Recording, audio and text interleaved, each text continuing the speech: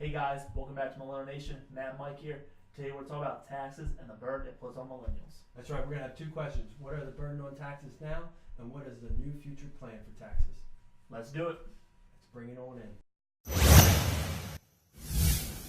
Millennial Nation. First thing that we're going to talk about today is the burden on taxes for millennials. And we want to talk about this because I think it's a big issue with, incentive to entrepreneurship. I think that's the biggest one that we want to bring up here is because business taxes are outrageous. We all know that. Yeah. We have a business tax. What's the rate? What was 35% currently. Currently a 35% business tax. And not only on top of that, you have income, payroll tax and all that other stuff that goes along with match it. Yep. And we want to get into this because we feel like right now there's a big burden, and we notice that right now there's a 10% drop in the past decade of entrepreneurship, and that has a lot to do with Under 35. That was under 35. Was that statistic? Under 35. Yeah. Under 35. The age of under 35 entrepreneurship has dropped 10% in the past decade. So that's a huge number, and we think this is the cause. Right? Agree? Okay. Yeah. But also there is another big issue, which is income tax, and your income tax is like me. I think it's outrageous that I have to pay 30%, over 30%. Once everything is included, you got your federal tax, your state tax, your house tax, your sales tax, your alcohol tax, the rain tax. Everything is taxed now. Your gas is taxed. Everything. I mean, what else can they tax? And we really want to get into this because this is getting out of hand, especially with the tolls. Yeah. Today, coming home, traffic at every toll center out there. My head almost exploded. Yeah. I mean, I'm like steaming from the ears from this because there's so much money being made so much money from these tolls. What was it? It was like $168 million just last year. Yeah. It was something crazy. I don't know the exact number. It was something crazy just made by the tunnel, 95 tunnel. Yeah. You think they can't make something a little bit more efficient down there from the taxes that we're paying for that shit? Yeah. Unreal. He's ranting. It is, man. I'm so angry. Another one, $8 to go out to Perryville. Yeah, that's the worst. That is the worst. You telling me that they can't have something better to go through those? Because it's one way. Okay, look, there's not a lot of traffic up there, but the main ones is the toll and the expressway down there by White Marsh going all the way down to the exit, Eastern Avenue exit. That is the worst part. Nobody gets on those lanes. No. Nobody gets on those lanes. Who pays $1.80 just to go 7 miles? 7 miles. I mean, who created that? It's almost as bad as the 24 one right here. Yeah, that's the worst engineering marvel. That's in not history. even told. Yeah, that makes it. All it did was take it from one light traffic over that light, and they should make then it's more traffic. Yeah. It's worse. They should have a gift toll for that. You should go through it. They give you money when you go through that shit. All right. Anyways, so we move on, and what was it? Somebody who makes $100,000 a year is paying way more. Right now, paying way more, probably closer to 35 to 40% range after everything's included because their tax brackets goes up. Everything. The main thing is the new corporate tax, which is going down to 15%. A lot of people are hating on this because they think that it's only helping the rich people. However, when we live in a trickle-down economy, and it's the only sustainable economy that has longevity to it. So, until you come up with a new type of economy that just hasn't been thought of, but that's you cut taxes back, drop the EPA regulations. Like I said, I know all about that BS. Them and DOT. Once you drop all that stuff, people like you said, they're going to hire more us. Okay, so now we have an extra, I don't know, $100,000 a year because they cut taxes. Let's get another truck. That's a truck. That's a driver, maybe 2 drivers if you're running 24 hours a day. You're just building more people jobs and stuff like that. So it's going to help out all around. Yeah, not only that, when people who are rich have more money, what do? They spend it, right? So somebody who goes out and they buy the boat, or somebody who goes out, that's going down, trickling down to all the people who have to maintenance that stuff or has to sell that stuff or the people who manufacture it.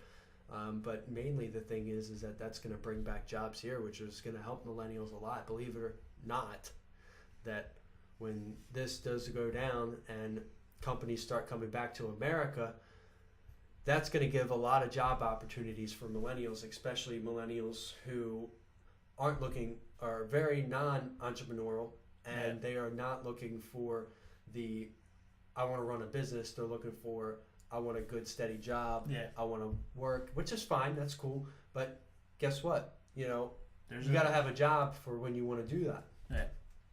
Yeah. But even in those tax plans, but what we want to talk about now is the new plan that's coming in. We hope a new plan is coming in, which is the 3-tier plan, which is the 12, 25, and 33, right? 12, 25, 33, yep. 33. So 7 brackets down to 3. Yep. Simplify. Yeah, simplify. And not only, you think, okay, those numbers are lowered significantly for the people who make a lot of money. However, I go back, listen 30 seconds earlier, you'll understand. Okay. My rant. Okay? We come from nothing. Our families weren't rich, average families. So if we go right now and build a company that does $100 million a year, why should I pay more taxes? I worked for that shit. Right. Now it's up for me paying taxes. I have 100 employees that pay taxes. I should get tax cuts. If I get tax cuts, like you said, I'm gonna hire more people. They should go to people saying, hey, you know what? We'll cut your taxes by 20%. But in the next 10 years, you have to add on 1,000 jobs. Who the hell wouldn't do that? Because over time, if your company's big enough, you're going to do that shit. Right. Because the incentive is there. Yeah. No, I hear you. That's actually a pretty good idea. I mean, are you in favor of like a flat tax? Is that what you're saying? Or... Oh, well, it's damn right. Be a flat tax for everybody, 10%. Yeah. But like I said, you have companies that say, I will build when they go and they build malls, or a big company is looking in areas to put another plant that's going to hire 1,000 people. They do get big tax breaks. They say you bring in 400 jobs. Harford County does it all the time. Bring in 400 jobs minimum, and you don't pay any corporate tax for 3 years, 5 years, 20 years. That's great. That brought more jobs in, and over time it's going to make more money for that county, that state. They should do that shit more often. Yeah, I think, well, that's pretty much impossible, though, when you have a 35% tax and they don't manufacture their stuff here anymore. Yeah. Yeah. So it's impossible when you have that. Yeah. But going back to the 12, 25, and 33, that if they lowered, I guess, the amount of taxes that the minimum that you have to make to pay taxes, I feel like that should be risen, because a lot of companies use what is called a 1099, and they send fake 1099s to someone who doesn't make any money because they don't pay taxes on it. However, they get more taxes back from their deductions, even though they didn't pay anything. And then the company says that, well, we didn't make money this year because they sent all those fake 10, when really they didn't. They didn't send them out. It's a fraud. So the new plan would eliminate that loophole with a lot of the companies. And I think that's good, because even though the tax rate is lower, if we have more companies here paying less taxes, which would be good for the economy. However, the loopholes will be going for the corporations, to where they'll be paying more on their profits, because their profits will have to be shown now. Yeah. All right. But like we were saying, so the average millennial makes $35,000 right now.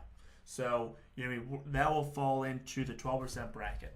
So where right now you're probably about 15 to 25% currently, right? So the average household makes a little bit under $56,000 a year. So it's going to drop. That one will also be down to 25%. From $37,000 a year up to, where is it, $91,000, it goes down to 25% from 30%. Yeah. That 5% more income that's a lot of money. Yeah, especially you're talking about $90,000 worth.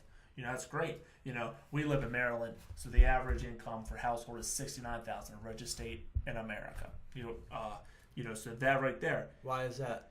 We all know why. D.C. Oh, D.C. Howard and stuff like that. Howard County and Montgomery County. And it is what it is. We're not changing that. So, and I'm fine with that, because that means the market is always nice in Maryland. So let's keep it going. Between Richmond And New York, I mean, you're talking most populated place in America, millions, tens of millions of people. So I love living here. But yeah, I think over time, that's gonna help families and shit like that move forward, buying better houses and getting a better lifestyle. Yeah. What could you do right now with that extra money? Yep. So what's the number? 5% on 90,000. Yeah, that's a lot. Yeah. Yeah. So I mean, you're thinking it's $4,500 bucks right there that you're gonna have extra.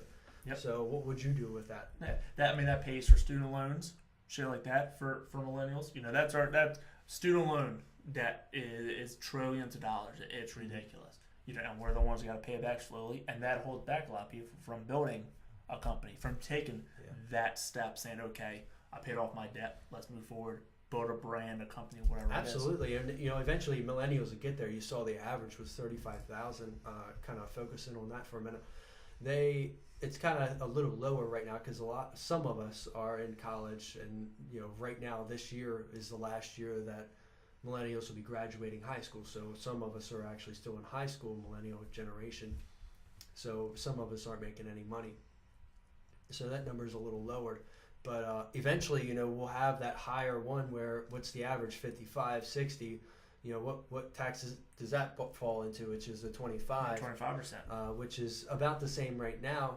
But when you look at it as far as into the business aspect, that's when you're really going to help. It's really going to help you out because that will eventually grow. I mean, by the time we become into that average, it's going to be many years down the road with inflation. Those things will kind of even out, but you'll be in that higher range where taxes are going to be a lot lower for you. Yeah, and also you're talking in that, like you said, some of them don't work, or some of them have 2 or 3 jobs. They work at a bar at nighttime, Kmart, 30 hours a week. So they don't work. Okay, I have my degree. I work 9 to 5, 40 hours a week, whatever it is, standard job. A lot of people have 2 or 3 jobs. They don't want it, or they can't find a steady job. Yeah, it is what it is. Yeah, that it's terrible what's going on, but hopefully we're optimistic about a new reform that's coming in right now, and if that can be enacted, I think a lot of the millennial incentive will go up as far as entrepreneurship and just moving forward with your career in general would be pushed up a lot for millennials. I think so. Yep, it helps out a lot. Oh yeah, and like I said, I think drop-in taxes are going to help our generation pay off the debt, make us push forward to the next step, buying houses, because it's so hard to buy a house right now. If you don't have $10,000 cash, basically, especially in Maryland, to buy a house, unless you're in there's certain